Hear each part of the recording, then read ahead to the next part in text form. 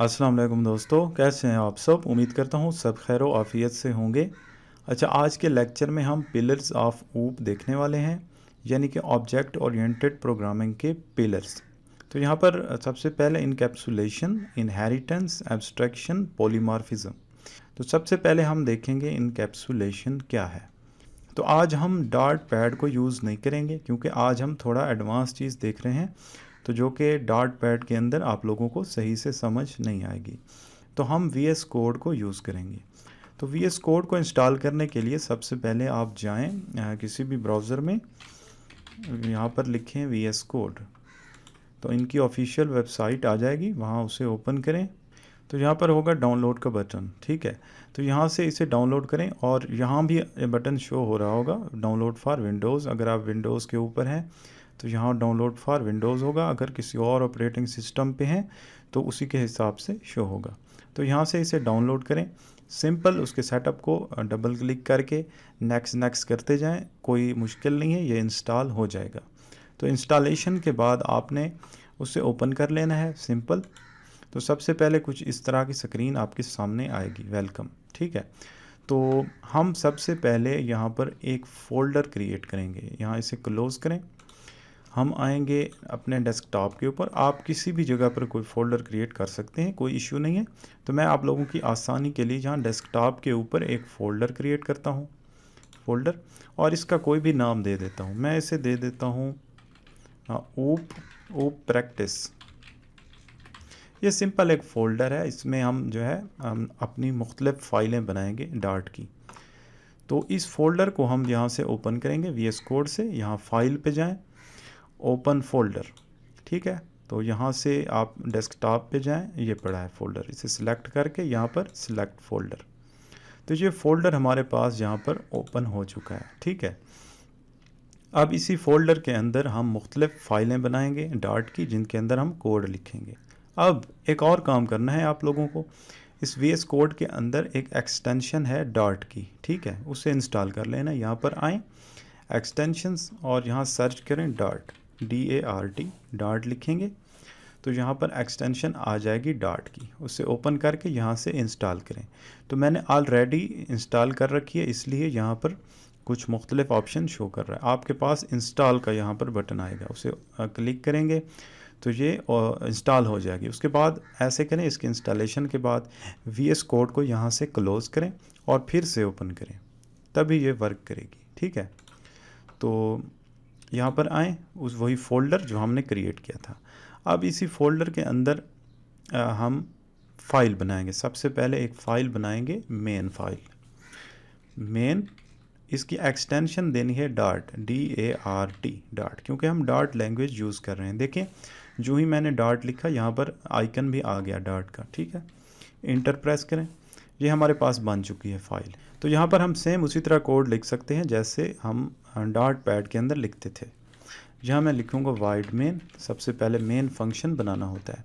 जो ही आप main function बनाएंगे, यहाँ राइट साइड पे देखें एक बटन आ गया है रन करने का, ठीक है, क्योंकि हमने डॉट एक्सटेंशन इंस्टॉल कर रखी है। अब यहाँ पर मैं सिंपल कोई चीज़ प्रिंट करवा के दिखाता हूँ, हेलो। तो मैं यहाँ रन पे क्लिक करूँगा तो देखें इसने रन कर दिया, यहाँ पर हेलो शो हो गया। तो ये जो आउटपुट जहाँ पर शो करता है ये नीचे शो कर रहा है, मैं चाहता हूँ ये राइट साइड पे शो हो। यहाँ पर राइट क्लिक करें, पैनल पोजीशन, यहाँ पर बॉटम सेलेक्ट हुआ पड़ा है, आप यहाँ पर राइट सेलेक्ट करें तो ये राइट साइड पे आ गया। आप इसे पकड़ के आगे पीछे कर सकते हैं यहाँ पर, ठीक है। तो अपनी आसानी के लिए आप जहाँ मर्जी चाहे इसे रखें। यहाँ पर अब हमारे पास एक मेन फंक्शन बन चुका है। अब हम ऐसे करेंगे कि हम जो भी क्लासें बनाएंगे यहाँ हर क्लास को एक अलग फ़ाइल के अंदर रखेंगे, ठीक है।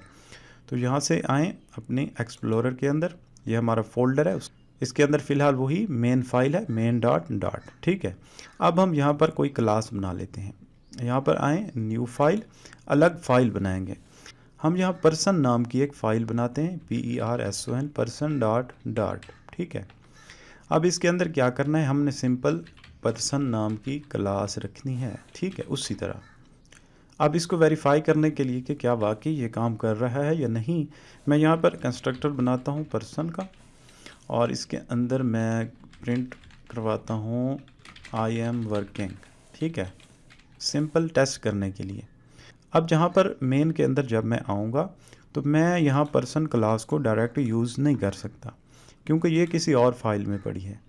तो मैं सबसे पहले उस फाइल को इंपोर्ट करूँगा यहाँ पर, ठीक है। यहाँ मेन फंक्शन से पहले सबसे पहली लाइन इंपोर्ट करना है। इंपोर्ट, यहाँ क्या चीज़ इंपोर्ट करनी है, पर्सन डॉट डॉट, ये फाइल मैंने इंपोर्ट कर दी है, ठीक है। अब मैं इसे यूज़ कर सकता हूँ यहाँ पर उसी तरह पर्सन, इसका मैं ऑब्जेक्ट बना लेता हूँ पर्सन, ठीक है। तो जो ही ऑब्जेक्ट क्रिएट करते हैं तो कंस्ट्रक्टर कॉल हो जाता है। तो कंस्ट्रक्टर के अंदर हमने कुछ प्रिंट करवाया है, देखते हैं प्रिंट होता है या नहीं। देखिए यहाँ प्रिंट कर रहा है आई एम वर्किंग, इसका मतलब है हमारा प्रोग्राम वर्क कर रहा है सब कुछ।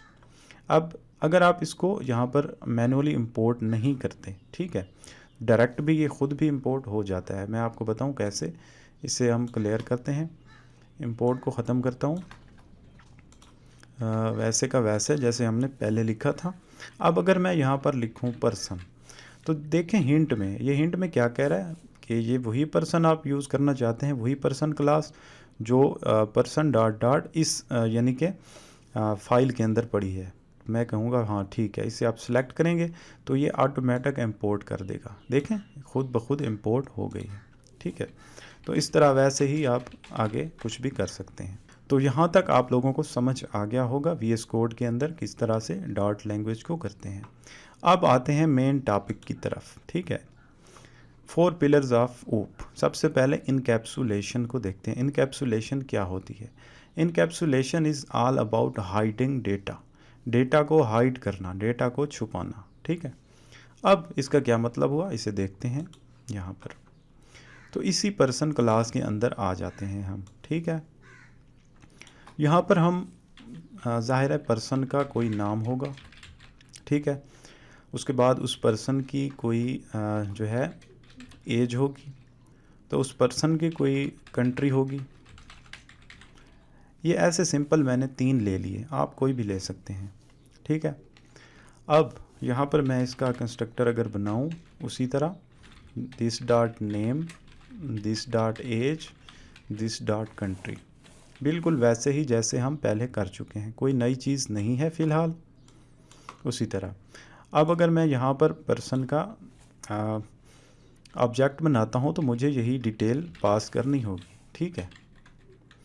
और आगे मैं यहाँ पर, ठीक है, ये हमारा ऑब्जेक्ट क्रिएट हो गया, ठीक है। अब यहाँ पर मैं अगर प्रिंट करवाऊँ पर्सन डॉट नेम, तो देखें मैं यहाँ पर एक्सेस कर सकता हूँ। मैं रन करूँगा तो देखें यहाँ पर इसने प्रिंट कर दिया है अली। तो यहाँ पर देखें मैं पर्सन का ऑब्जेक्ट यूज़ करके उसके अंदर तमाम प्रॉपर्टीज़ को एक्सेस कर सकता हूँ, ठीक है। अब हमने इस एक्सेस को बंद करना है, इस एक्सेस को रोकना है। कुछ चीज़ों को हम हाइड करना चाहते हैं। हम चाहते हैं कि चाहे ऑब्जेक्ट भी बना हुआ उसके बावजूद वो उन प्रॉपर्टीज़ को एक्सेस ना कर सके। तो हम क्या करेंगे, मैं चाहता हूँ कि ये जो कंट्री है ना, मैं इसको छुपा दूँ, इसको हाइड कर दूँ ताकि ये एक्सेस ना हो बाहर। इसी क्लास के अंदर ये यूज़ हो, इसके बाहर इसको कोई एक्सेस ना कर सके। तो मैं इसके साथ क्या करूँगा, इसे सबसे पहले प्राइवेट बनाऊँगा। प्राइवेट बनाने के लिए डॉट के अंदर कोई अलग से कीवर्ड नहीं है। इसके लिए हम जो है किसी भी वेरिएबल को अंडरस्कोर से स्टार्ट कर देते हैं। अंडरस्कोर, स्टार्टिंग में अंडरस्कोर लगा दें तो ये वेरिएबल ख़ुद ब खुद जो है प्राइवेट बन जाता है। अब यहाँ पर भी क्योंकि यूज़ हो रहा है तो हमें यहाँ पर भी लगाना पड़ेगा, ठीक है। अब ये प्राइवेट बन गया है। अब मैं यहाँ पर इसको एक्सेस नहीं कर सकता, तो मैं पर्सन यहाँ पर डॉट लगाऊँ तो देखें मैं यहाँ पर ये कह रहा है एज को भी आप एक्सेस कर सकते हैं, नेम को भी। यहाँ पर कंट्री नहीं आ रहा, कंट्री को हम एक्सेस नहीं कर सकते। अगर हम चाहें भी यहाँ पर ज़बरदस्ती हम लिख भी दें तो ये एरर शो करेगा। यहाँ पर देखें इतना बड़ा एरर इसने शो कर दिया है कि यार आप इस तरह नहीं कर सकते, ठीक है। तो ये चीज़ होती है इनकैप्सुलेशन। अब मैं तमाम जो प्रॉपर्टीज़ हैं इनको मैं प्राइवेट बना सकता हूँ। यहाँ पर एज, नेम, यानी मैं हर चीज़ इसकी प्राइवेट कर दूँ अगर, ठीक है। तो मैं अब यहाँ पर कोई भी चीज़ एक्सेस नहीं कर सकता इस ऑब्जेक्ट की मदद से, ठीक है। तो देखें यहाँ पर मैं कुछ भी एक्सेस नहीं कर सकता। तो यही चीज़ होती है इनकैप्सुलेशन, यानी कि कोई भी डेटा आप अगर प्राइवेट बना देते हैं तो वो उस क्लास से बाहर एक्सेस नहीं हो सकता। अब मज़ीद इसकी डिटेल में थोड़ा जाते हैं आगे। तो यहाँ मैंने जो है कंस्ट्रक्टर बना दिया है, ठीक है। अब हम कंस्ट्रक्टर को भी ख़त्म करते हैं, क्योंकि यहाँ हम देखें अगर इसकी मदद से, कंस्ट्रक्टर की मदद से हम जो है उसकी वैल्यू असाइन कर रहे हैं यहाँ पर, ठीक है। तो हम चाहते हैं ये काम भी ना हो, इसको भी कुछ प्राइवेट कर दें। अब यहाँ पर कंस्ट्रक्टर को हमने ख़त्म कर दिया। जब कंस्ट्रक्टर को ख़त्म किया है तो ये एरर देने लग जाएगा, ठीक है। वो कह रहा है कि ये जो प्रॉपर्टीज़ हैं नेम, एज और कंट्री, ये नॉन नल-एबल हैं, यानी इनकी वैल्यू नल नहीं हो सकती, यानी कि इनको कुछ ना कुछ असाइन करना ज़रूरी है, आप ऐसे नहीं छोड़ सकते। अब यहाँ पर हमारे पास दो सॉल्यूशन हैं। एक तो ये है कि हम वेरिएबल से पहले लेट का कीवर्ड यूज़ करें, ठीक है। अब मैं स्ट्रिंग से पहले यहाँ पर लेट कीवर्ड यूज़ करता हूँ, तो एरर ख़त्म हो गया। इसका क्या मतलब है? इसका मतलब ये है, हम इसे बताते हैं कि यार बात ऐसे है कि फ़िलहाल इसकी कोई वैल्यू हम असाइन नहीं कर रहे, लेकिन लेट बाद में जाकर हम असाइन कर लेंगे, तुम मेहरबानी करके जो है एरर को हटा दो। वो कहता है ठीक है यार, अगर ऐसी बात है तो कोई मसला नहीं, मैं एरर को हटा देता हूँ। इसी तरह एज के साथ भी यही काम करें, लेट, इनके साथ लेट लगा दें अगर, ठीक है, तो ये एरर रिमूव हो जाएगा। अब ये मुतमईन हो गया कि यार ये बाद में असाइन करेगा वैल्यूज़ को। क्यों ऐसा क्यों है? क्योंकि अगर हमने कोई वैल्यू असाइन नहीं की और बाद में हम उसे प्रिंट करवाना चाहें, यानी ये नेम है, इसकी कोई वैल्यू असाइन नहीं हुई लेकिन हम उसे प्रिंट करवा रहे हैं, तो ये इशू बनेगा। इसलिए वो कह रहा है कि कोई तसल्ली चाहिए हमें। हमने तसल्ली दे दी कि यार ऐसे है, हम इसे वैल्यू असाइन करेंगे, तुम टेंशन मत लो। अब क्योंकि कंस्ट्रक्टर भी नहीं है, तो हम इन वेरिएबल्स को इस क्लास के आउट, इस क्लास के बाहर कैसे यूज़ करेंगे? फिर फ़ायदा क्या हुआ क्लास का जब हम सब चीज़ों को प्राइवेट बना के बैठ गए? तो यहाँ पर अगर ऑब्जेक्ट भी क्रिएट करें तो हमें क्या फ़ायदा होगा जब हम कोई चीज़ यूज़ ही नहीं कर सकते, ठीक है। तो उसके लिए सॉल्यूशन आता है गेटर एंड सेटर का। गेटर एंड सेटर, गेटर नाम से ही ज़ाहिर है गेट करने के लिए, सेटर नाम से ज़ाहिर है सेट करने के लिए, यानी कि इन वेरिएबल्स की वैल्यूज़ को गेट करने के लिए या कोई वैल्यू इन्हें असाइन करने के लिए हम यूज़ करेंगे। तो यहाँ पर सबसे पहले हम यूज़ करते हैं सेटर। सेट, यहाँ पर कीवर्ड आएगा सेट। अब यहाँ पर हम नेम कर रहे हैं, नेम के लिए यहाँ पर मैं लिखूँगा सेट नेम, ठीक है। यहाँ पर मैं कोई वैल्यू पास करूँगा, यहाँ इन्हें मैं कोई नेम दे सकता हूँ, नेम, ठीक है। अब मैं क्या करूँगा, ये एक फंक्शन की तरह होता है सेटर, ठीक है, इससे कंफ्यूज नहीं होना, ये फंक्शन की तरह ही काम करता है। अब यहाँ पर मैं क्या करूँगा, ये जो नेम मेरा है ना, नेम ऊपर वाला जो अंडरस्कोर से शुरू होता है हमारा प्राइवेट वेरिएबल, इसको मैं असाइन कर दूँगा ये नेम, ठीक है। तो आप सोच रहे होंगे कि ये नेम कहाँ से आएगा सेटर, ये आएगा यहाँ से। जब हम इसका ऑब्जेक्ट बना लेंगे ना पर्सन का, तो हम क्या करेंगे, पर्सन डॉट यहाँ पर सेट नेम, ठीक है, और यहाँ हम इसे कोई वैल्यू असाइन कर देंगे इस तरह से। यहाँ पर ऐसे लग रहा होगा कि ये एक वेरिएबल है, लेकिन ये वेरिएबल नहीं है, ये फंक्शन की तरह ही है और ये दोनों तरह काम करता है। देखें हम अगर यहाँ पर देखें, इसको हमने जो डिक्लेयर किया है यहाँ पर फंक्शन की तरह है, लेकिन इसके साथ जो रवैया है हमारा, इसके साथ जो कुछ हम कर रहे हैं वो एज ए वेरिएबल है, वेरिएबल की तरह ही है, ठीक है। तो ये बहुत अच्छी चीज़ है सेटर। इसी तरह सेटर बाकी वेरिएबल्स के लिए भी आप बना सकते हैं। अब इसके बाद मैं गेटर बना के दिखाऊंगा आपको, गेट। अब हम गेट करना चाहते हैं इसकी वैल्यू को, नेम की। अब मैं यहाँ लिखूँगा गेट नेम। ये जो नेम है ना यहाँ पर सेट नेम, गेट नेम, ये कोई भी आप दे सकते हैं, मैं यहाँ पर आपकी आसानी के लिए ये दे रहा हूँ, ठीक है, गेट नेम। अब उसके बाद क्या करना है, अब ये भी एक फंक्शन की तरह है, लेकिन यहाँ पर हमें रिटर्न करना है नेम को, ठीक है, उसी तरह। तो सॉरी, यहाँ गेटर के साथ हम ये ब्रैकेट्स फंक्शन वाली यूज़ नहीं करेंगे, ठीक है। तो यहाँ पर आप रिटर्न टाइप भी मेंशन कर सकते हैं गेट से पहले, क्योंकि ये एक स्ट्रिंग है तो मैं यहाँ पर मेंशन कर सकता हूँ। अगर ना भी करें तो कोई इशू नहीं है, लेकिन आप कर सकते हैं क्योंकि ये रिटर्न कर रहा है स्ट्रिंग। तो यहाँ अगर मैं आऊँ और अब मैं यहाँ प्रिंट करवाना चाहता हूँ क्या, पर्सन डॉट गेट नेम, देखें गेट नेम। अब मैं प्रिंट करवाऊँगा तो ये कौन सी वैल्यू प्रिंट करेगा, देखें इसने अली प्रिंट कर दिया है। तो ये एक तरीक़ाकार है, जब भी हमारे जो प्रॉपर्टीज़ हैं क्लास की वो प्राइवेट बन जाती हैं तो हम उनके साथ कुछ इस तरह से खेल सकते हैं।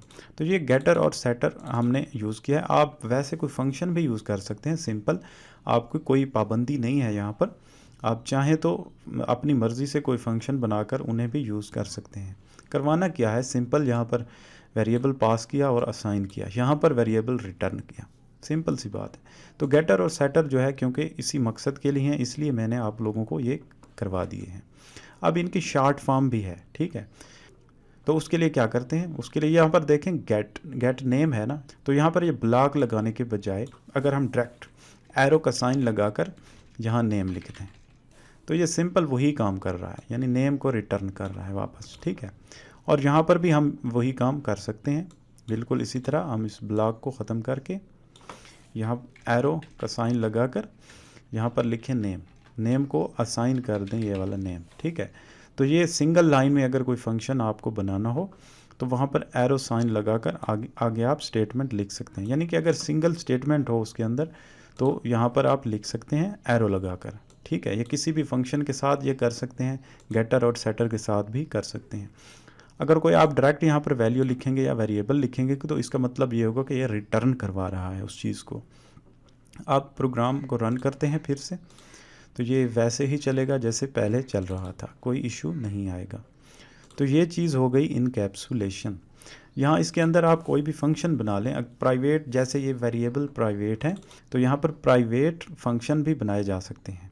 बस ये है कि फंक्शन का नाम जो है अंडरस्कोर से स्टार्ट होना चाहिए, ये बात याद रखें। तो यहाँ पर मैंने जब लेट कीवर्ड लगाया था मैंने बताया था एक सॉल्यूशन जो है, इसके अलावा एक और सॉल्यूशन भी है। मैं लेट कीवर्ड को ख़त्म करता हूँ, ठीक है। तो यहाँ पर और सॉल्यूशन क्या है मैं आपको बताता हूँ।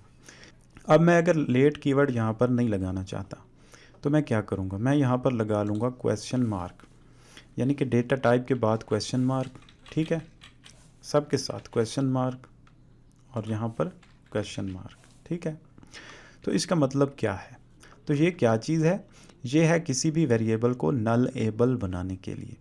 तो नल एबल का क्या मतलब है, नल एबल का मतलब ये है कि हमने जब ये नेम है यहाँ पर डिक्लेयर किया एज नल एबल, ठीक है, नल एबल, यहाँ पर क्वेश्चन मार्क लगा के नल एबल। तो इसका मतलब ये है कि अगर हम इन फ्यूचर यहाँ पर इस वेरिएबल को कोई वैल्यू अगर असाइन नहीं करते तो बाय डिफ़ॉल्ट इसकी वैल्यू नल होगी। जब भी इसे कहीं प्रिंट करवाएंगे वैल्यू असाइन किए बगैर तो ये बाय डिफ़ॉल्ट वैल्यू नल ले लेगा, ठीक है। तो ये जो सारी कहानी मैंने आपको बताई लेट कीवर्ड लगाने की और क्वेश्चन मार्क, तो इसे बोलते हैं नल सेफ्टी। तो नल सेफ्टी का फ़ायदा क्या है, फ़ायदा ये है कि ये हमारी एप्लीकेशन या हमारे प्रोग्राम को क्रैश होने से बचाती है। तो क्रैश होने का क्या मतलब है, क्रैश होने का मतलब ये है कि ये वेरिएबल जहाँ पर हैं अगर इनकी वैल्यूज़ असाइन नहीं हैं तो ये आगे जाके जहाँ पर यूज़ होंगे वहाँ पर इनकी कोई वैल्यू ही नहीं होगी, तो हमारी एप्लीकेशन वहाँ पर क्रैश कर जाएगी, यानी काम करना छोड़ जाएगी, बंद हो जाएगी। तो इसी चीज़ के सॉल्यूशन के लिए ये जो कंसेप्ट है नल सेफ्टी का, ये बहुत ही अच्छा कंसेप्ट है। तो उम्मीद करता हूँ आप लोगों को समझ में आ गया होगा। अब देखें यहाँ पर जब से हमने क्वेश्चन मार्क लगाया है यानी नल एबल बनाया है इसे, तो यहाँ ये इशू कर रहा है, देखें एरर दे रहा है। ये एरर क्यों है, ये दे रहा है कि यार यहाँ पर आपने मेंशन किया है इसकी डेटा टाइप स्ट्रिंग, लेकिन यहाँ ये तो जो नेम है ये तो नल एबल है, यहाँ पर देखें नल एबल है, ठीक है। तो आप इसे भी नल एबल बना दें, सिंपल, ये एरर भी रिमूव हो जाएगा, सिंपल। यहाँ पर रन करें तो ये रन हो रहा है, ठीक है। तो ये होता है इनकैप्सुलेशन, यानी कि क्लास के अंदर कोई भी डेटा आप छुपाना चाहें, ठीक है, यानी वेरिएबल के असल जो नाम है उनको आप छुपा दें, बजाय उनके यहाँ पर कोई रैंडम सी चीज़ शो करवा दें। तो इस चीज़ को बोलते हैं इनकैप्सुलेशन। उम्मीद करता हूँ आप लोगों को क्लियर हो गया होगा। अब इसके बाद देखते हैं, इसके बाद इनहेरिटेंस। इनहेरिटेंस क्या होता है, सिंपल वर्ड में अगर मैं बताऊँ तो क्लासेस का आपस में जो रिलेशन है ना उसे इनहेरिटेंस बोलते हैं, ठीक है। अब अब यहाँ पर आते हैं, यही पर्सन क्लास हम यूज़ करेंगे। इसके अंदर जो सेटर और गेटर हैं इन्हें रिमूव कर देते हैं और मैं इनके अंदर सिंपल नेम और एज रखूँगा, मगर इन्हें प्राइवेट नहीं बनाऊँगा। Simple null apple name and age, ठीक हो गया। अब यहाँ पर अगर मैं आऊँ मेन के अंदर एरर शो कर रहा है क्योंकि यहाँ गेटर सेटर रिमूव हो गया, तो मैं इसे क्लियर कर देता हूँ यहाँ से, ठीक है। अब ये होगी पर्सन क्लास। अब एक और क्लास बनाते हैं स्टूडेंट की। तो मैं यहाँ एक फ़ाइल क्रिएट करूँगा, इसके अंदर मैं लिखूँगा स्टूडेंट डॉट डॉट, ठीक है। क्लास बना लेते हैं स्टूडेंट की, ठीक है। अब मैं क्या करूँगा, स्टूडेंट की बहुत सारी प्रॉपर्टीज़ हो सकती हैं, नेम होगा, एज होगा, उसके मार्क्स होंगे और इस तरह की चीज़ें। तो मैं क्या करना चाहता हूँ, मैं चाहता हूँ यार देखो पर्सन क्लास ऑलरेडी पड़ी है यहाँ, उसके अंदर नेम और एज तो ऑलरेडी मौजूद है, तो मैं नेम और एज यहाँ क्रिएट ना करूँ, मैं नेम और एज पर्सन वाले यूज़ कर लूँ, ठीक है। तो इसी चीज़ का नाम इनहेरिटेंस है। अब यहाँ पर मैं नेम और एज नहीं बनाऊँगा, इसके अलावा बाकी जो वेरिएबल्स मुझे ज़रूरत है मैं वो बना लूँगा। तो यहाँ स्टूडेंट के लिए मैं एक बना लेता हूँ रोल नंबर, रोल और मार्क्स, ये दो चीज़ें। इन्हें भी चले मैं नलेबल कर देता हूँ क्योंकि वो भी नलेबल है, तो इनको भी कर देते हैं, ठीक है। बाकी आप वैसे रखना चाहें तो कोई इशू नहीं है। तो अब मैं अगर इसका यहाँ पर आऊँ मेन के अंदर, तो मैं यहाँ स्टूडेंट का ऑब्जेक्ट बनाता हूँ, स्टूडेंट स्टूडेंट स्टूडेंट। तो फ़िलहाल मैं कुछ भी पास नहीं कर रहा यहाँ पर। अब ऐसे करते हैं स्टूडेंट, मैं अगर स्टूडेंट और इधर डॉट लगाऊँ तो मैं क्या क्या एक्सेस कर सकता हूँ, मार्क्स और रोल नंबर, ये दो चीज़ें एक्सेस कर सकता हूँ। तो यहाँ गौर से देखें, फ़िलहाल मैं रोल नंबर और मार्क्स सिर्फ यही चीज़ें एक्सेस कर सकता हूँ, ठीक है। अब इन क्लासेस का मैंने आपस में कोई रिलेशन नहीं बनाया फ़िलहाल, पर्सन और स्टूडेंट इनका आपस में फ़िलहाल कोई ताल्लुक़ नहीं है। अब मैं इनका रिलेशन बनाने जा रहा हूँ। यहाँ पर गौर करें, यहाँ पर तो क्या करेंगे, यहाँ पर स्टूडेंट के बाद लगाएंगे एक्सटेंड्स कीवर्ड एक है, ठीक है। एक्सटेंड्स आगे उस क्लास का नाम पर्सन, देखें ये ख़ुद ब खुद इंपोर्ट भी हो गया, ठीक है। क्लास बनाएंगे, उसके बाद एक्सटेंड्स कीवर्ड लगाएंगे, उसके बाद वो क्लास लिखेंगे जिसकी प्रॉपर्टीज़ को आप यूज़ करना चाहते हैं, ठीक है। अब दोबारा मैं मेन फंक्शन में जाऊं, अगर मैं अब स्टूडेंट लिखूं डॉट लगाऊं तो देखें अब मैं मार्क्स और रोल नंबर के साथ एज और नेम भी एक्सेस कर सकता हूं। तो ये कितनी अच्छी बात है कि मैं एक क्लास के अंदर जो ऑलरेडी प्रॉपर्टीज़ बनी पड़ी हैं उन्हीं को यूज़ कर रहा हूं अपनी इस न्यू क्लास के अंदर। तो इन क्लासेस का आपस में जो रिलेशन होगा वो होगा चाइल्ड और पेरेंट का, ठीक है। यहाँ पर जिसकी प्रॉपर्टीज़ को हम यूज़ कर रहे हैं वो कहलाएगा पेरेंट, ठीक है, और जो यूज़ कर रहा है वो चाइल्ड कहलाएगा, ठीक है। यानी कि एक्सटेंड्स से पहले जो होगा वो चाइल्ड होगा, एक्सटेंड्स के बाद जो होगा वो पेरेंट होगा। अब यहाँ पर पर्सन जो है वो पेरेंट है, ठीक है, उसकी प्रॉपर्टीज़ को ये चाइल्ड, स्टूडेंट चाइल्ड क्लास है, ये यूज़ कर रही है। तो ये कितनी अच्छी बात है यहाँ पर। अब हम यहाँ पर असाइन कर सकते हैं, यहाँ पर स्टूडेंट डॉट नेम अगर मैं लिखूँ, देखें अगर मैं अली यहाँ पर लिखता हूँ और यहाँ पर मैं प्रिंट करवा देता हूँ स्टूडेंट डॉट नेम, तो ये क्या प्रिंट करेगा, नेम को चेंज कर देते हैं, अहमद कर देते हैं, यहाँ पर रन करते हैं तो यहाँ देखें ये प्रिंट कर रहा है। तो देखो यार स्टूडेंट जो क्लास है उसके अंदर जो है नेम की कोई प्रॉपर्टीज़ है भी नहीं, उसके बावजूद हम यूज़ कर रहे हैं। इसी चीज़ का नाम है इनहेरिटेंस, यानी कि किसी और का डेटा यूज़ करना, किसी और की प्रॉपर्टीज़ यूज़ करना, ठीक है। तो ये हो गया। और एक और अहम बात, अगर कोई वेरिएबल जहाँ पर प्राइवेट होगा तो उससे हम यूज़ नहीं कर सकते। यानी कि अगर मैं सिंपल बात करूँ तो एक पेरेंट होता है, एक चाइल्ड, यानी कि एक बाप होता है, एक उसका बेटा होता है, ठीक है। तो बाप जो होता है वो बेटे को तमाम चीज़ों की एक्सेस दे देता है, ठीक है, लेकिन कुछ प्राइवेट मामलात वो बेटे की एक्सेस में नहीं देता। ये भी उसी तरह है, अगर इसके अंदर कोई प्राइवेट मेंबर्स हैं, कोई प्राइवेट फंक्शन है या कोई प्राइवेट वेरिएबल है, उसकी इजाज़त नहीं देगा, ये उसको यूज़ नहीं करने देगा, अदरवाइज़ जो पब्लिक चीज़ें हैं वो यूज़ करने देगा। तो ये है इनहेरिटेंस सिंपल वर्ड्स के अंदर, ठीक है। अब ये है कंस्ट्रक्टर। अब कंस्ट्रक्टर का थोड़ा सा एक इम्पॉर्टेंट पॉइंट है यहाँ पर समझने वाला। मैं यहाँ पर अगर दिखाऊँ आपको, स्टूडेंट का मैं कंस्ट्रक्टर बनाता हूँ, ठीक है। यहाँ पर उसी तरह दिस डॉट रोल और दिस डॉट मार्क्स कर देता हूँ। ये तो हो गया ठीक, लेकिन मैं पर्सन के अंदर जो प्रॉपर्टीज़ हैं नेम और एज, उनको यहाँ से कैसे कंट्रोल करूँगा? यहाँ से, यहाँ तो मैंने सिर्फ 2 चीज़ें पास की हैं, रोल नंबर और मार्क्स। मैं इसी तरह नेम और एज यहाँ पर कैसे लूँगा? ठीक है, तो नेम और एज के लिए यहाँ देखें, गौर से देखें, यहाँ पर जैसे पैरामीटर पास करते हैं ना सिंपल फंक्शन में, उसी तरह यहाँ पर पैरामीटर पास करें, स्ट्रिंग नेम और इंट एज। देखें, कुछ ख़ास मैंने नहीं किया, यहाँ पर 2 पैरामीटर्स मैंने पास किए, ठीक है। और आगे तो आप जानते हैं ये डायरेक्ट इनको वैल्यू असाइन करने के लिए है, लेकिन ये 2 चीज़ें मैंने क्यों पास की हैं? इन 2 चीज़ों को मैं पर्सन में भेजूँगा। यहाँ पर यहाँ मैं इसका कंस्ट्रक्टर बना लेते हैं पर्सन का, सेम उसी तरह this dot name, this dot marks, sorry age, this dot age, ये उसी तरह हो गया। अब देखें, अब ये एरर भी दे रहा है, ये कह रहा है कि यार ये जो तुमने यहाँ पर इसका पेरेंट है ना, पेरेंट, इसके अंदर इसका जो कंस्ट्रक्टर है ये तो 2 वैल्यूज़ मांग रहा है, आप इनको ये 2 वैल्यूज़ भेजें, ये मांग रहा है, ठीक है। तो मैं कैसे भेजूँगा? तो उसे भेजने के लिए सिंपल यहाँ पर लगाएं कॉलन, सेमी कॉलन हटा दें, यहाँ पर लगाएं कॉलन, उसके बाद आएगा सुपर कीवर्ड, एक कीवर्ड है सुपर, और ये सुपर जो है पेरेंट को एक्सेस करने के लिए होता है। जिस तरह दिस कीवर्ड यूज़ करते हैं, जिस क्लास के अंदर यूज़ करते हैं उसी के ऑब्जेक्ट को रिप्रेजेंट करता है, उसी को, लेकिन सुपर होता है पेरेंट के लिए। सुपर इसके अंदर सिंपल वैसे ही आप पैरामीटर भेजते हैं, नेम और एज, उसी तरतीब से जैसे यहाँ पर हैं। यहाँ पर्सन में आए, पहले नेम है फिर एज है, इसी तरह हमने पहले नेम और बाद में एज भेज दिया है, ठीक है। तो ये एक बहुत आसानी है हमारे लिए, बहुत ही अच्छी चीज़ है।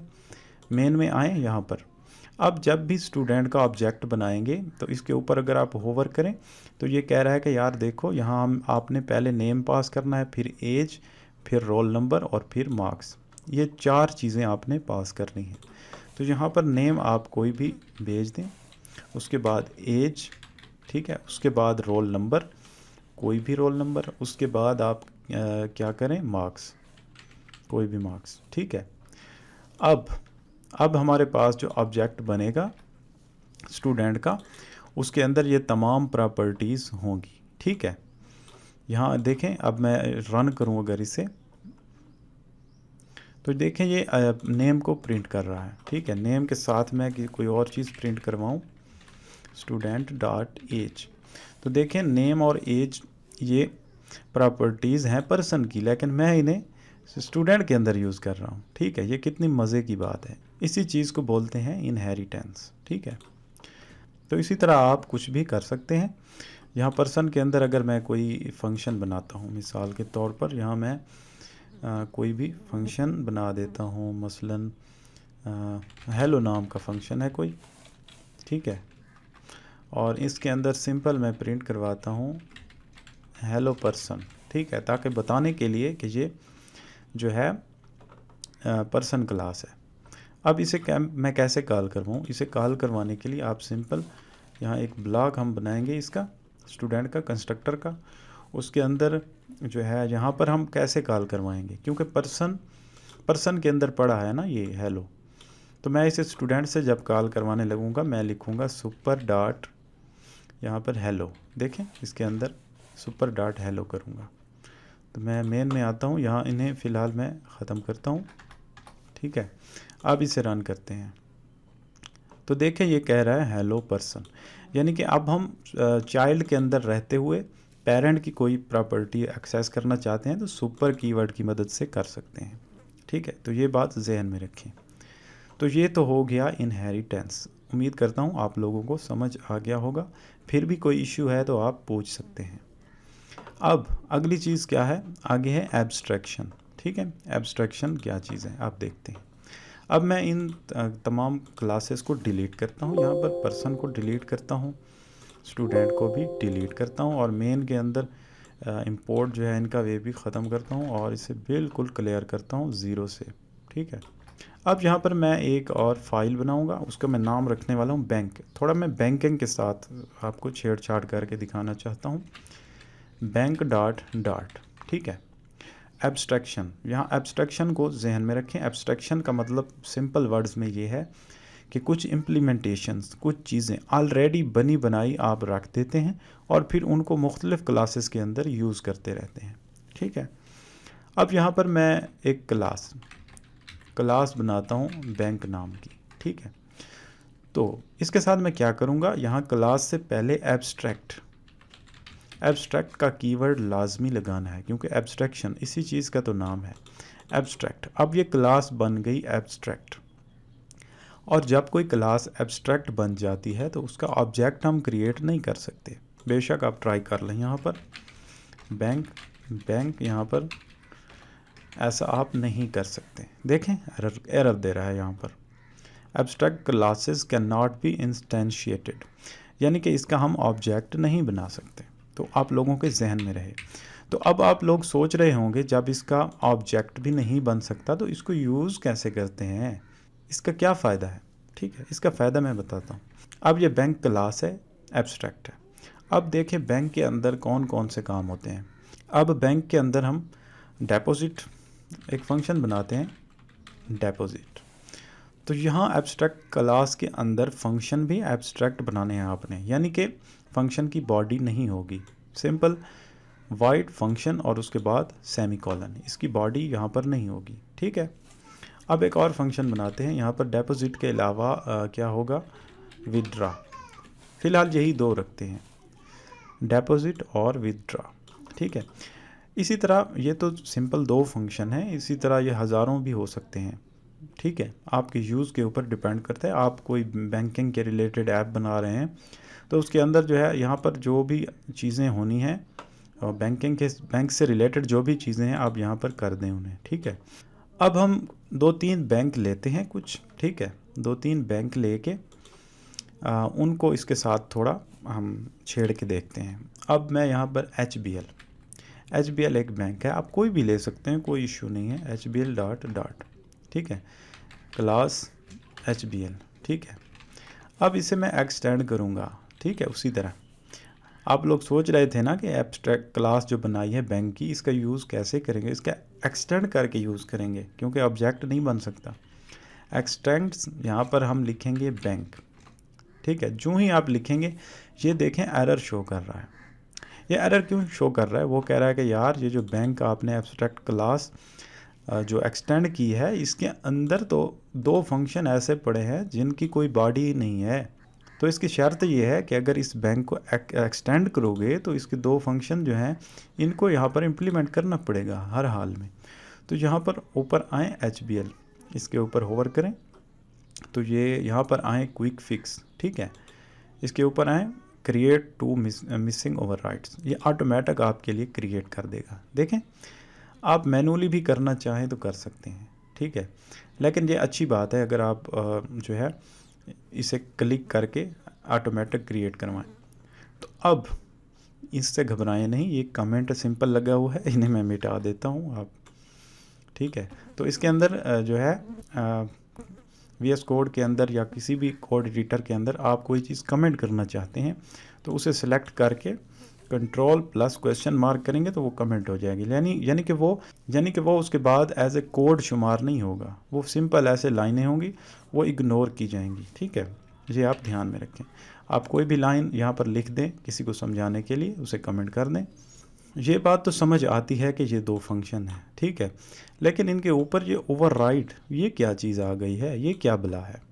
ये ओवरराइड इस बैंक की वजह से है, इस एक्सटेंड की वजह से है। यानी कि इसका मतलब ये है कि जिस क्लास को आपने एक्सटेंड किया है उसके अंदर ये 2 फंक्शन ऑलरेडी पड़े हुए हैं। आप ये कोई नए फंक्शन नहीं बना रहे, उन्हीं को ओवरराइड कर रहे हैं, यानी कि उन्हीं के साथ छेड़छाड़ कर रहे हैं, उन्हीं को बॉडी फ्राम कर रहे हैं। ठीक है, उन्हीं फंक्शन के साथ आप खेल रहे हैं। ठीक है, तो ये है। अब सिंपल इनके अंदर आप कोई भी काम करवा सकते हैं। यहाँ पर आप प्रिंट डिपॉजिट, ठीक है, इसी तरह इसके अंदर आए प्रिंट विदड्रा। ठीक है, अब आप जब आएंगे मेन के अंदर, यहाँ पर HBL एक बैंक है, HBL। ठीक है, अब HBL डॉट, यहाँ पर देखें डिपॉजिट और विदड्रॉ, मैं दोनों को एक्सेस कर सकता हूँ। मैं अगर विदड्रॉ पे क्लिक करूँ तो यहाँ आप देखेंगे इसने विदड्रॉ प्रिंट कर दिया है, ठीक है। इसी तरह मैं HBL डॉट डिपॉजिट करूँ तो इसने डिपॉजिट कर दिया है। तो इसी चीज़ का नाम है एब्स्ट्रैक्शन। अब ये जो है विदड्रॉ और डिपॉजिट, ये हमने यहाँ पर कोई बनाए नहीं है, ये ऑलरेडी बने बनाए जर मौजूद हैं, हम उन्हीं को यहाँ पर यूज़ करते हैं। तो ये हो गया एक बैंक। हम कोई और बैंक लेते हैं, यहाँ पर मैं मसलन MCB लेता हूँ, MCB dot dot class MCB, ठीक है, सिंपल। और इसे एक्सटेंड करूँगा बैंक के साथ। जो ही एक्सटेंड करूँगा ये कहेगा यार इसके अंदर दो जो है फंक्शन पड़े हैं, उन्हें आप ओवरराइड करें। अब मैं ओवरराइड कर दूँगा सेम उसी तरह, ठीक है। अब यहाँ पर भी वैसे ही आप कर सकते हैं, यानी कि कोई भी ऐसा फंक्शन, कोई भी ऐसा फीचर, कोई भी ऐसी इम्प्लीमेंटेशन जो कि मल्टीपल क्लासेस के अंदर सेम होनी है, तो आप उसे यहाँ पर बना के रख देंगे। जैसे ये बैंक है, इसके अंदर यहाँ पर आपने बना के रख दी चीज़ें, इसी तरह बहुत सारी चीज़ें हो सकती हैं, तो उन्हें आप सिंपल यूज़ करते रहेंगे, ठीक है। तो फ्लटर के अंदर ये चीज़ आपको बहुत ज़्यादा देखने को मिलेगी। बहुत से ओवरराइड फंक्शन आपको हर प्रोजेक्ट के अंदर ये चीज़ें नज़र आएंगी, तो वहाँ आप ओवरराइड का कीवर्ड देख के घबरा जाएंगे, यार ये क्या है, ये तो सिंपल फंक्शन की तरह नहीं है, ऊपर ओवरराइड क्यों लिखा हुआ है। तो वो इसी तरह होता है, पहले सब कुछ बना बनाया हमारे पास पड़ा होता है पीछे, ठीक है। तो जो ही हम उसे यूज़ करने लगते हैं तो वो कहता है कि यार इसके अंदर दो फंक्शन है, ठीक है। तो ये चीज़ ध्यान में रखें, इसी चीज़ को कहते हैं एब्स्ट्रैक्शन। मज़ीद हम जब फ्लटर करेंगे तो ये चीज़ें अच्छे से क्लियर हो जाएंगी। फ़िलहाल आप लोगों को शायद थोड़ा बहुत अजीब लग रहा होगा कि यार ये क्या चीज़ है, ये तो मुश्किल चीज़ें, ये कुछ भी नहीं है। आप लोगों को घबराने की ज़रूरत नहीं है, जस्ट आप समझते जाएं कि ये काम कैसे करता है। इसको एक दो बार बैठकर प्रैक्टिस कर लें, ठीक है। तो ये हो गई एब्स्ट्रैक्शन, ठीक है। अब एब्स्ट्रैक्शन के बाद हम आते हैं पॉलीमॉर्फिज्म, ठीक है। पॉलीमॉर्फिज्म क्या होता है, अब इसे देखते हैं। तो मैं यहाँ पर उसी तरह डिलीट करूँगा सारी क्लासेस को, यहाँ पर बैंक वाली को भी डिलीट करूँगा, सबको डिलीट करूँगा, सिर्फ मेन फंक्शन बचाऊँगा, यहाँ पर मेन फाइल बचाऊँगा, ठीक है। अब इसे समझने के लिए एक दो और क्लास यहाँ पर मैं बनाऊँगा। यहाँ पर मैं ऐसे करता हूँ, शेप नाम का एक फ़ाइल बनाता हूँ, shape dot dot class shape, ठीक है। फ़िलहाल इसे खाली छोड़ते हैं। इसके अलावा एक और बना लेते हैं यहाँ पर शेप रेक्टेंगल डॉट डॉट, ठीक है। इसका भी यहाँ क्लास बना लेते हैं रेक्टेंगल, ठीक है, रेक्टेंगल नाम की। और इसके अलावा एक और बना लेते हैं ट्राइएंगल डॉट डॉट, ठीक है, क्लास ट्राइएंगल, ठीक है। ये तीन क्लासें हैं। फ़िलहाल मैंने एक्सटेंड नहीं किया, अब मैं एक्सटेंड करना शुरू करता हूँ। ये शेप मेन चीज़ है, इसके अंदर रेक्टेंगल और ट्राइएंगल दोनों आ जाते हैं, ठीक है। सिंपल वर्ड में अगर बोलें तो रेक्टेंगल और ट्राइएंगल दोनों को शेप भी बोल सकते हैं। अब ऐसे करते हैं, ये जो रेक्टेंगल है ना, इसे करते हैं यहाँ पर एक्सटेंड्स शेप, यानी कि शेप को इन दोनों का पेरेंट बना देते हैं, ठीक है। तो ये आप लोग उस इनहेरिटेंस वाले कंसेप्ट को भी जहन में रखें। तो इस तरह से भी इनहेरिटेंस हो सकती है, यानी कि एक ही क्लास है, उसके दो चाइल्ड हो सकते हैं, ठीक है। एक पेरेंट है, उसके नीचे दो चाइल्ड, इस तरह। या एक लड़ी में भी हो सकता है, जैसे कि एक पेरेंट है, फिर उसका चाइल्ड है, फिर उसका चाइल्ड, फिर उसका चाइल्ड, इस तरह भी ये बन सकते हैं। तो ये चीज़ कभी आपके सामने आए तो घबराने की ज़रूरत नहीं है। तो ट्राइएंगल है, इसे भी एक्सटेंड करते हैं शेप के साथ, ठीक है। अब इन सब के अंदर एक फंक्शन मैं रखता हूँ यहाँ पर। मैं कैसे करता हूँ, यहाँ पर शो नाम का कोई फंक्शन, या कोई भी फंक्शन आप बना लें। यहाँ पर क्लीन बिल्कुल होना चाहिए, आपको समझ आए। तो मैं यहाँ पर क्या लिखूँगा, मैं लिखूँगा प्रिंट, यहाँ मैं लिखूँगा शेप, यानी कि जिस क्लास के अंदर होगा उसी का नाम हम प्रिंट करवा रहे हैं। सिंपल, कोई बात नहीं। इसे कॉपी पेस्ट करें, रेक्टेंगल के अंदर आ जाएं। यहाँ पर रेक्टेंगल के अंदर भी सेम वही काम करें, लेकिन यहाँ पर इसे रेक्टेंगल यहाँ पर प्रिंट करवाना है। इसी तरह ट्राइएंगल के अंदर आप आएँ, यहाँ पर वही पेस्ट करें और इसे ट्राइएंगल। अब सिंपल सी बात है, हम ट्राइएंगल का जब ऑब्जेक्ट बनाएंगे और उसकी मदद से कॉल करेंगे तो ये प्रिंट होगा, ठीक है। और इसी तरह जिस क्लास का भी ऑब्जेक्ट बनाएंगे और कॉल करवाएंगे उसके अंदर का फंक्शन कॉल होगा। ये तो सिंपल है, आप लोगों को पता है। अब मेन में आते हैं, मैं एक और कहानी आपको करके दिखाना चाहता हूँ। यहाँ पर मैं करता हूँ शेप, ठीक है, यानी कि इन दोनों का पेरेंट है शेप, इन दोनों का ट्राइंगल और रेक्टेंगल दोनों का पेरेंट है, ठीक है। इसका मैं ऑब्जेक्ट बनाने लगा हूँ और ऑब्जेक्ट मैं कैसे बनाऊँगा, रेक्टेंगल की मदद से। तो यहाँ आप लोग हैरान होंगे कि यार देखो ये क्या कर रहे हो, आना तो यहाँ पर शेप चाहिए, आप यहाँ रेक्टेंगल क्यों लिख रहे हैं, ठीक है। तो इसी चीज़ का नाम है पॉलीमार्फिज्म, यानी कि हमारा जो ऑब्जेक्ट होगा ना वो मुख्तलिफ फॉर्म में ढल जाएगा।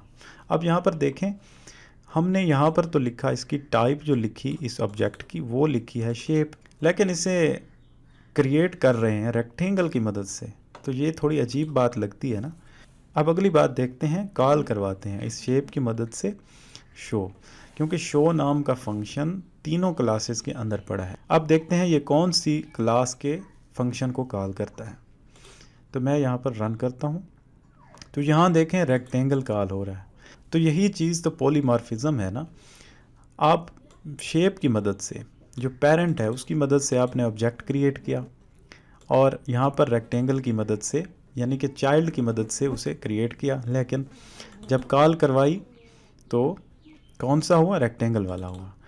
यानी कि यहाँ अगर देखें, ये पार्ट देखें, ये हिस्सा देखें, तो ये ऑब्जेक्ट तो शेप का है लेकिन कॉल हो रहा है रेक्टेंगल।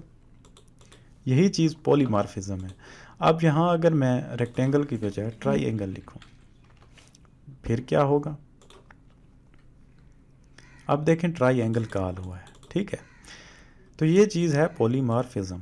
अब मैं आपको सिंपल करके भी दिखाता हूँ। यहाँ अगर शेप के साथ मैं इनिशियलाइज करूँ इसके ऑब्जेक्ट को तो तब ये शेप ही कॉल करेगा, लेकिन अगर हम रेक्टेंगल की मदद से या ट्राइएंगल की मदद से करेंगे तो ये उसी क्लास को रिप्रेजेंट करेगा, उसी क्लास के अंदर जो मेंबर्स हैं ये फंक्शन है उन्हीं को एक्सेस करेगा, ठीक है। तो ये एक चीज़ है। तो ये सारा कुछ हो रहा है एक्सटेंड की वजह से। अगर हम एक्सटेंड को ख़त्म कर दें तो फिर क्या होगा, एक्सटेंड को मैं दोनों में से ख़त्म करता हूँ। अब अगर मैं मेन के अंदर आऊँ, यहाँ अगर मैं अब ऐसा काम करने की कोशिश करूँ तो अब नहीं होगा, अब ये इजाज़त नहीं दे रहा, क्योंकि अब इनका आपस में रिलेशन नहीं है। इस वजह से बात वही है जैसे मैंने आपको बताया बाप और बेटे वाली, ठीक है। बाप और बेटा जो है, पेरेंट और चाइल्ड, आपस में कुछ चीज़ें शेयर कर सकते हैं सिवाय प्राइवेट चीज़ों के, ठीक है। यानी कि जब तक रिलेशन नहीं है तो कुछ नहीं हो सकता। तो जब भी हमारा रिलेशन बनेगा, इनका आपस में रिलेशन बनेगा, अब रिलेशन जब भी बनेगा तो तब हम इसे यूज़ कर पाएंगे। तो फ्लटर के अंदर इस तरह की चीज़ें आपको बहुत नज़र आएंगी, जहाँ पर आप ऑब्जेक्ट बनाते हुए यहाँ पर क्लास कुछ और होगी, ऑब्जेक्ट का कोई भी नाम मर्ज़ी से दें, क्लास यहाँ पर कुछ और होगी, उसे उसके ऑब्जेक्ट को इनिशियलाइज आप कर रहे होंगे किसी और चीज़ से। तो आप थोड़ी देर के लिए वहाँ भी कंफ्यूज होंगे कि यार ये क्या माजरा है, यहाँ पर कुछ और है, यहाँ पर उससे इनिशियलाइजेशन कुछ और चीज़ से हो रही है। तो ये चीज़ है पॉलीमॉर्फिज्म। ऊप इस चीज़ की इजाज़त हमें देती है। तो ये हैं 4 पिलर्स ऑफ ऊप, ऑब्जेक्ट ओरिएंटेड प्रोग्रामिंग के 4 पिलर्स। आसान है, कोई मुश्किल नहीं है, इंटरेस्टिंग है, आप इनकी प्रैक्टिस करें, ठीक है। तो फ़िलहाल मज़ीद इतना ज़्यादा गहराई में, इतना ज़्यादा एडवांस में मैंने कुछ चीज़ें नहीं ले गया, इस वजह से कि आप लोग कंफ्यूज हो जाएंगे। सिंपल चीज़ें की हैं ताकि आप लोगों को मज़ा भी आए, आप इंजॉय भी करें लेक्चर और आपके नॉलेज में भी इजाफ़ा हो मज़ीद, क्योंकि ये कोर्स चल रहा है, ठीक है। हम रोज़ाना जो है हर लेक्चर में यही चीज़ें देखेंगे। तो मुझे मालूम है पिछले कुछ लेक्चर्स के अंदर कुछ छोटी छोटी चीज़ें मिस हुई हैं, ठीक है। तो मैं उन्हें भी आहिस्ता आहिस्ता साथ साथ चलाऊँगा। जो चीज़ मुझे लगता है कि पीछे हमने नहीं की और करवानी चाहिए तो वो भी देखेंगे। तो आप लोगों से गुजारिश यही है कि इसकी प्रैक्टिस करें। इसी तरह VS कोड के अंदर आप देखें, ये जो फाइल्स वाला काम मैंने करके दिखाया ये कितना आसान हो गया है। यानी कि हमारा मेन प्रोग्राम जो है अब इतना सा ही लग रहा है, देखें। और बाकी चीज़ें जो गैर ज़रूरी हैं वो हमने छुपा के रख दी इधर उधर, ठीक है, इधर उधर छुपा के रख दी फाइल्स के अंदर। जब ज़रूरत पड़ेगी तो उन्हें खोलेंगे।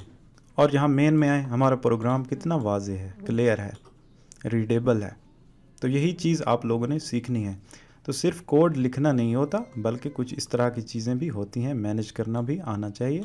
तो उम्मीद करता हूँ आज का लेक्चर आप लोगों को पसंद आया होगा और सब कुछ समझ में आ गया होगा। तो आज के लिए इतना ही, मिलते हैं नेक्स्ट ट्यूटोरियल में। ओके, अल्लाह हाफिज़।